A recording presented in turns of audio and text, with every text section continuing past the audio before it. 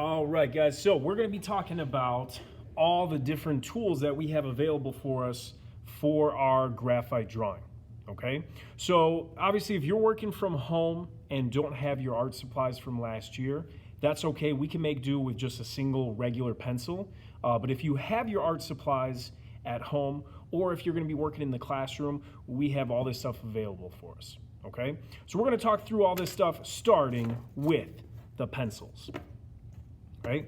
So these are different than just like a normal number 2 pencil. There's some similarities and there's some differences. Okay? The main difference is the mixture of graphite and clay that's on the inside that makes up the part that we're actually going to be drawing with. Okay? So it's first off a little bit nicer than the graphite we're used to with a regular pencil because it needs to be a little bit smoother and just look overall a little bit nicer. And then the other difference is each one is a different mixture, which is going to be a completely different value. So remember, value is how light or dark something is. Actually, if we look at a number 2 pencil, if you look really closely, it always says HB.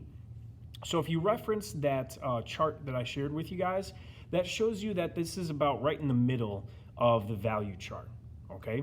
So the 3 that come in our art kit are a 2H, which is going to be the lightest, a 2B, which is actually going to be a bit darker than a normal pencil, and then a 6B that's going to be quite a bit darker, okay? So this one would kind of show up in between these two in terms of how dark it is, okay? Now the reason why the value changes is because of, again, that mixture that makes up the graphite. If it's really hard, it's not going to transfer to the paper, but if it's really soft, it's going to transfer a ton of graphite to the paper, okay? So that's the main difference between these, all right? Now, the majority of what we're going to be using these pencils for when we're doing a graphite drawing is actually shading, not so much doing line work, okay?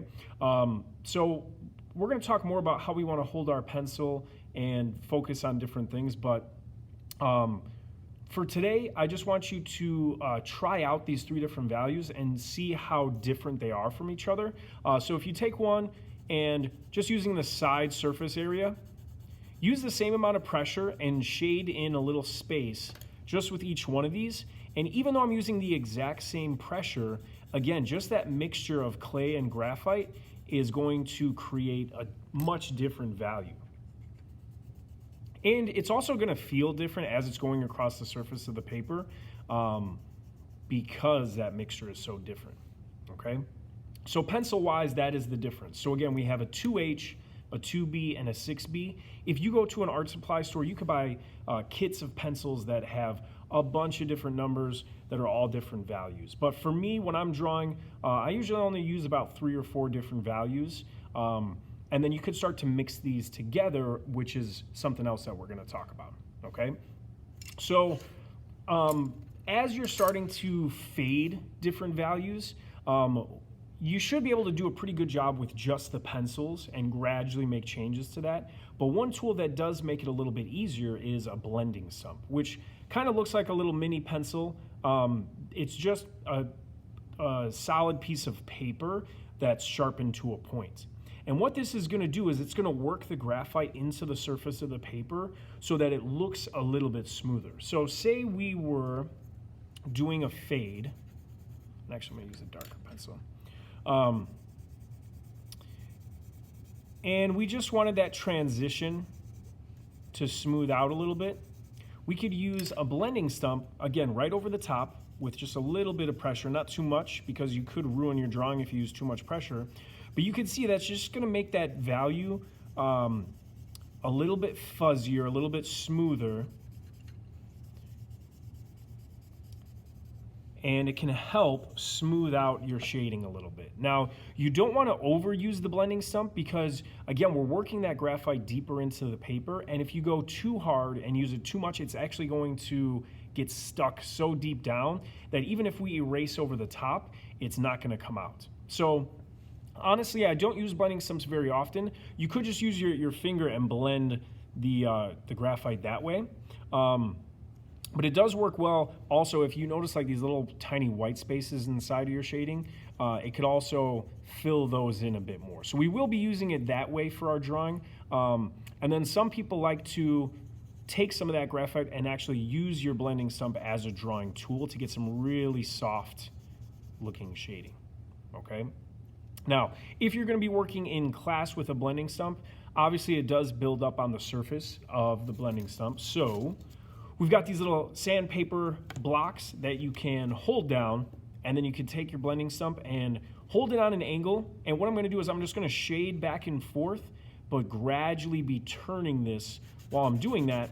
And it's not really gonna turn white again, but it's gonna clean off all that graphite that's on there so it doesn't really interact as we start to shade down with it too much, okay? So that's how we can clean those off. For those of you that are gonna be working here at school, we'll have those, okay? All right, so that leaves us the kneaded eraser, okay? So when it's in your kit, it comes in this little plastic wrapper, and it's gonna have this rectangular shape. But when you open it up, you're gonna notice that this is completely different than any eraser you probably used before. So you can actually pull this apart and mold it and shape it. This one's been sitting for a while, so yours may have also been sitting for a while. So you'll need to knead it, like with a K, in order to get this back to where it should be, okay? Now it is a little bit sticky, so you don't wanna keep this in your pocket or in a pencil case that's gonna have a bunch of pencil shavings and things like that. Try to keep this in a little Ziploc bag so it doesn't dry out. And what I usually do is I just use a little piece at a time, okay? Now, what this type of eraser is really nice for is gradually taking value away, where this eraser is kind of just like a bulldozer. It's gonna completely take out all of your shading. This can gradually just take out a little bit of shading at a time, so you can really dial in the value that you're looking for. So say you're shading an area of your drawing in, and it's looking pretty good, but then you take a step back and you realize that it's just a little bit too dark. Let me zoom in here a bit. What you could do if you have a kneaded eraser is you can use this to just lift up a portion of your shading. So now you can see that right-hand side is just gradually lighter than the left-hand side. If you didn't have one of these and you decided that you wanted to go lighter and you only have a normal eraser, again, it's gonna have to erase out the entire thing and then start over again, okay? So it's really nice for that. And then another thing that it's really nice for is, say you are shading in an area really darkly, and you realize you put it in the wrong spot and you do need to completely erase it out. If you take a normal eraser and erase over the top of that, there's so much graphite built up on the surface that it's gonna smudge and smear it all over the place. So instead, before we use the regular eraser, again, if we take that kneaded eraser and we blot right over the top and we take off that surface graphite first and then come back with the regular one, that's gonna make it a lot easier and a lot less messy in terms of getting rid of that off of your paper. Okay, so those are gonna be the tools that we're using. Again, we're gonna talk a little bit more about how to hold your pencil, but one of the biggest things is always making sure that your pencil is sharp. So you always wanna make sure that you have a pencil sharpener nearby, because especially when you're shading, that's gonna be really important. Okay, so that's the information for the different tools. Again, we're gonna start talking about how we can use those to create some different values and effects as we move forward.